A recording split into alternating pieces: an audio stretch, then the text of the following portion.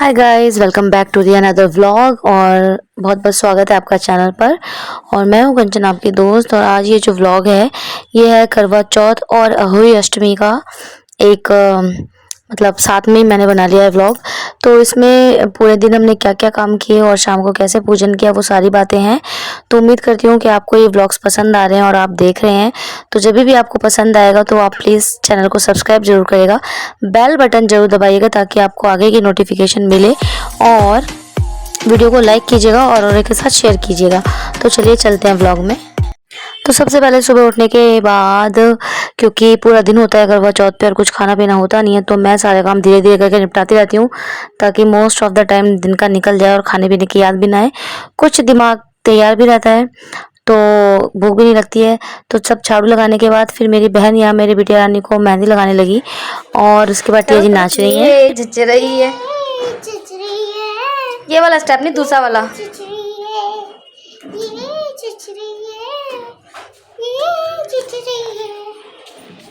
So guys, जब मैं जा रही थी भगवान जी की अलमारी साफ़ करने तो वहाँ पे ये मिले। देखो ज़रा इनको, ये कैमरा फोकस क्यों नहीं कर रहा। ये छोटे से भी हैं। अब इनको ना मैं इसी में बिठा दूँगी वापस और इनको बाहर रख आऊँगी क्योंकि इसी में ही थे। तो यहाँ पर देखो ये बैठ गए हैं और अब इनको ना बाहर किसी गमले में रख आऊँगी। तो मेरे हाथ पे ना गिर जाए। क्या है तो ये प्यारा सा कितना कीड़ा। ओ कितना मोटा हो गया यार ये।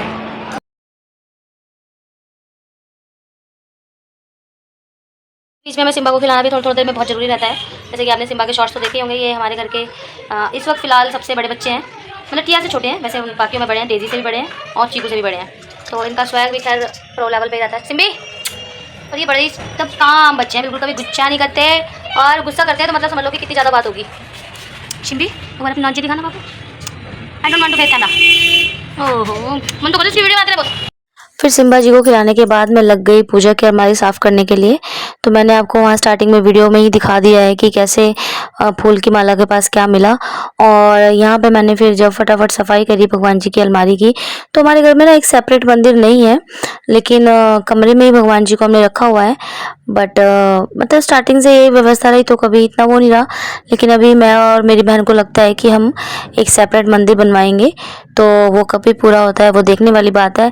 लेकिन फ़िलहाल मैंने यहाँ सफाई करी और जितना भी मेरा हाथ जा रहा था, क्योंकि ऊपर रखी हुई थी जो तस्वीरें, फिर देखिए ये इस तरीके से थी अलमीरा सफाई करने से पहले। और ये पूरी जो अलमारी की डेकोरेशन है ये मेरी बहन ने करी है। और यहाँ पे टिया जी कुछ भगवान जी से बात कर रही हैं। मेरे ख्याल से वो अपनी कोई सेल्फ मेड आरती ही गा रही थी माता रानी के लिए।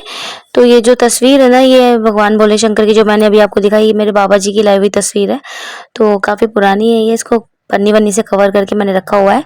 और देन उसके बाद में मैं फिर उनको अच्छी तरीके से पोंछने के बाद उनको वापस लगाने लगी। ये करवा चौथ जी की माता रानी की फ़ोटो है। हर साल हम इन्हीं फ़ोटो से ही पूजा करते हैं, हर बार एक नई फ़ोटो हम नहीं लेकर आते।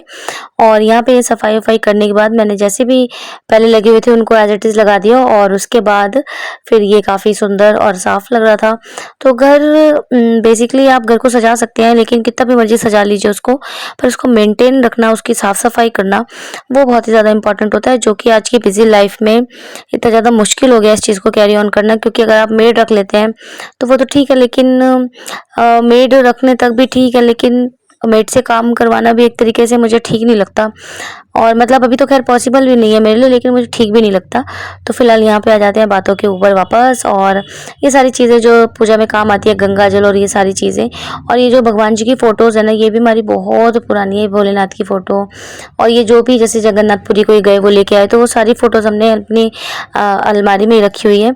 और कोई भी फ़ोटो अब तक मतलब मेरे पापा को इस चीज़ से बहुत एलर्जी रहती है कि लोग फ़ोटोज़ खरीद के लाते हैं और फिर जब नई फ़ोटो खरीदते हैं तो पुराने वाली को ऐसे बाहर रख देते हैं, तो हमें ये पसंद नहीं आता।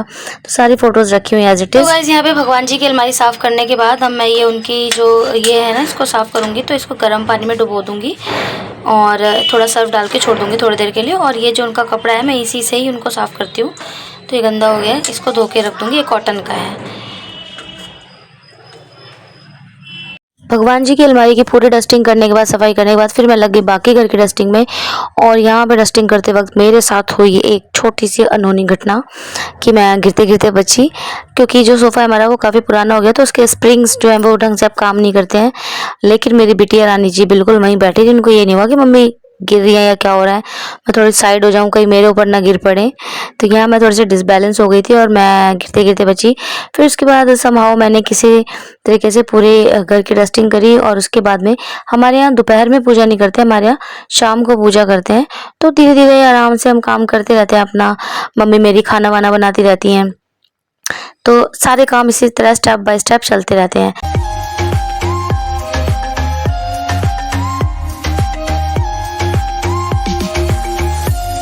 गैस डस्टिंग के बाद बारी आ गई थी पोछे की, तो फिर मैंने पोछा लगाया। और मतलब अब मैं मोटी हो गई ना काफ़ी ज़्यादा, तो बैठ के पोछा लगाने में प्रॉब्लम होती है, लेकिन हमें हमेशा ही बैठ के पोछा ज़रूर लगाना चाहिए। इससे हम फिट रहते हैं, हमारी ये एक बहुत ही हेल्दी प्रैक्टिस है। और फर्श वगैरह तो साफ रहता है, ये वो तो एक अलग ही इशू है। और पोछा लगाने के दौरान जो ये डेज़ी जी ने मुझे तंग किया, मतलब प्यारी है बच्ची ना, उसका ही मन करता है हमारे साथ खेलने का। और फिर धीरे धीरे मैं उसको खिलाती भी गई, और ये पीछे मेरी मम्मी नहा के आ रही हैं, और धीरे धीरे करके मैंने वहाँ से भी पोछा फिनिश करते हुए लेके आई। लेकिन वो प्रॉपर पूरे टाइम कोशिश ही करती रही कि मैं इसको पकड़ के अपने पास खींच लूँ। पोछा फिनिश करने के बाद फिर मेरी बारी थी नहाने की। फिर क्योंकि काफ़ी टाइम भी हो चुका था, मेरे ख्याल से 2:30-3 बज चुके थे, तो मैंने कहा चलो हम नहा के फ्री हो जाते हैं। तो मेरी एक बहुत ही गंदी आदत है, अब मैंने ब्लीच भी नहीं करी थी पहले से, तो मैं क्योंकि करती नहीं हूँ, आदत नहीं है, तो ये रह गया था काम मेरा। फिर मैंने उसी दिन ही करी। लेकिन आप लोग पहले से ही कर लेना ये सारे काम।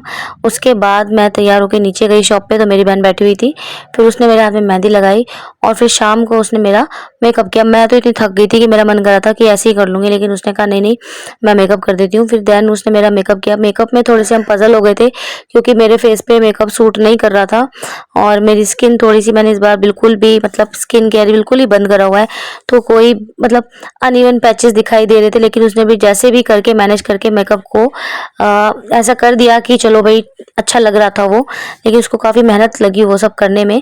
और सबसे गड़बड़ बात ये हो गई कि जो हमारा स्पॉन्ज था ना वो ख़राब हो गया था, जिसकी वजह से जो फाउंडेशन था वो काफ़ी क्रैकी हो गया, उसमें ग्रैन्यूल्स आने लगे थे। तो ये सारी प्रॉब्लम्स हो गई थी।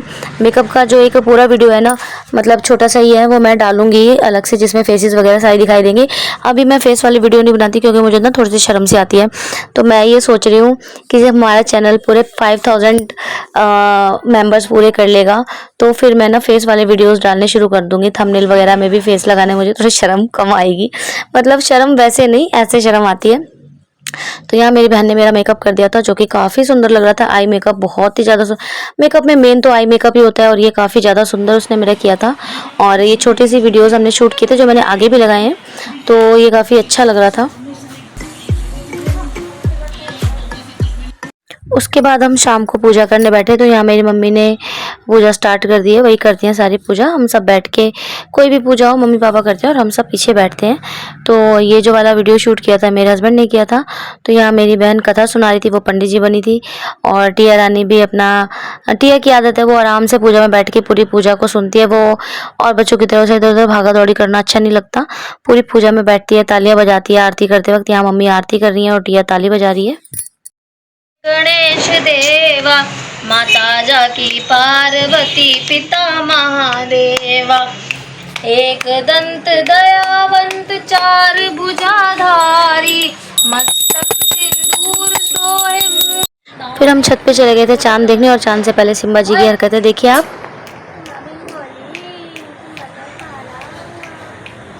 चांद दिखा दो, चांद।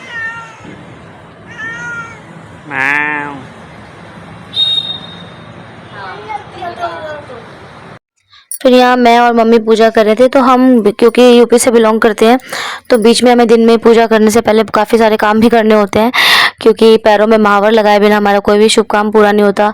तो ये छोटी छोटी चीज़ें होती हैं जो कई दिन में मिस ना हो जाए, तो दिमाग में टेंशन से चलती रहती है कि सारे काम करने हैं, तैयार भी होना है, मैचिंग की चूड़ियाँ, ये वो सारी चीज़ें। तो यहाँ मैंने और मम्मी ने पूजा करी, और क्योंकि ऊपर हवा चल रही होती है, तो करवों के ऊपर हमने उसे जाली से ढक दिया था। एक पे तो पूजा वाली जाली रख दी थी, और एक पे मेरे हस्बैंड ने सलाह दी कि जो कद्दूकस होता है वो रख दो। तो यहाँ टिया को ठंड लग रही थी थोड़ी सी, लेकिन वो भी पूरी पूजा में ही पार्टिसिपेट करती हुई और सारी सारी पूजा करने के बाद हमारे यहाँ करवे ना एक्सचेंज करते हैं, मतलब अदल बदल करते हैं, और फिर भगवान जी को, चंद्रदेव को अर्घ देते हैं। और अर्घ देने से पहले वो आटे की लोई को चांदी हाथ में रख के उसको मतलब धोना होता है 5 या 7 बार, इस तरीके से हमारे यहाँ होता है। जो भी लोगों के यहाँ होती होगी इस तरीके से, तो वो रिलेट कर पा रहे होंगे। फिर भगवान जी को अर्घ दिया, और अर्घ देने के बाद फिर हम नीचे आ गए थे। तो बेसिकली करवा चौथ में इतनी भूख नहीं लगती है, नहीं इतनी ज़्यादा कोई प्यास व्यास लगती है, बस यही टेंशन दिमाग में चलती रहती है कि घर के सारे काम भी करने हैं, ये भी करना है, वो भी करना है। फिर खुद को तैयार, क्योंकि काम करते करते थक जाते हैं कि तैयार व्यार होने का टाइम नहीं मिलता। तो मम्मी को वैसे और साड़ी पहननी थी, लेकिन वो इतना थक गई थी कि फिर जो उन्होंने सुबह साड़ी पहनी थी उसी को कैरी ऑन रखा।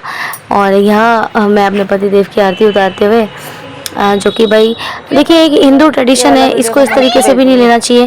भाई वो बड़े हैं तो उनकी आरती उतार ली, पैर छू लिया तो कोई गलत बात नहीं है।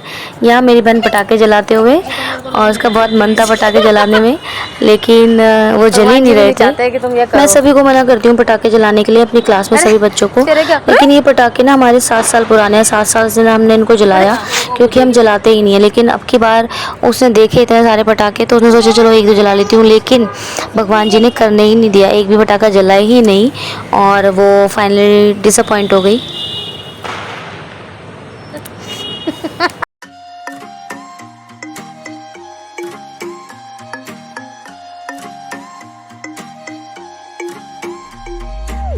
ये मैंने अपनी सासू माँ के लिए बायना निकाला था, एक साड़ी और चद्दर, और बाकी मेकअप का सामान जो भी है। उसके बाद फिर ये अहोई अष्टमी की पूजा हमने करी। ये मेरी बहन ने फ़ोन से ही फ़ोटो लगा दी थी, और ये टिया और मैंने दिन में फ़ोटो खींची थी स्कूल के अंदर। और शाम को अहोई अष्टमी की पूजा करके तारे को अर्घ देके खाना खाते हैं उसमें। तो खाना हम सब ने साथ ही खाया था, क्योंकि उस दिन मेरी बहन पेंट कर रही थी पूरे घर में, तो उसको भी दोपहर का खाना उसका भी मिस हो गया था, मम्मी ने भी नहीं खाया था। तो एक तरीके से हम सब ने ही दिन में हम भूखे रहे, और फिर हमने इकट्ठे शाम को 8 साढ़े 8 बजे करीबन खाना खाया। और अहोई अष्टमी क्योंकि बच्चों के लिए रखा जाता है व्रत, तो टिया रानी मेरी गोदी में बैठ के कथा सुनी, और शाम को अर्घ देते वक्त उसने मेरी फ़ोटोज़ खींची।